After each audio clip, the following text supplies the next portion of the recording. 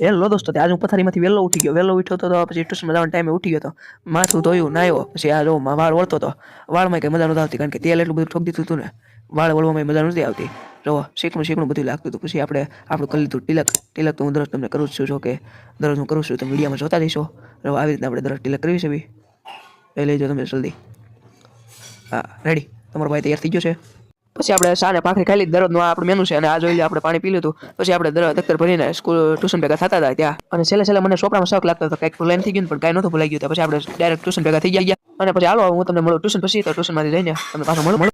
હું ટ્યુશન સ્કૂલથી આવી ગયો હતો ને આપણે લખતા હતા. ને આપણે લખતા મને એક વિચાર આવ્યો, કાલે આપણે ફેસબુક અને ઇન્સ્ટાગ્રામ હેક થઈ ગયું હતું કે હું થઈ ગયું હતું, પછી કંઈ ખબર નહોતી પડી. પછી હાલો તમને ખબર હોય તો કોમેન્ટ બોક્સમાં જરૂરથી જણાવજો. અને આપણે એક વિચાર એમના રજૂ કરવો છે. ઇજ્જત રૂપિયાની નથી, વ્યવહાર અને વર્તનની છે. 5 માણસો તમારા રૂપિયા જોઈને નહીં, પણ તમારા સ્વભાવ અને સંસ્કાર જોઈને તમને આવકાર આપશે. તો આજના માટે આટલું જ તે. અને ચાલો હવે હું મળું તમને નવા વિડીયોમાં. Bye bye.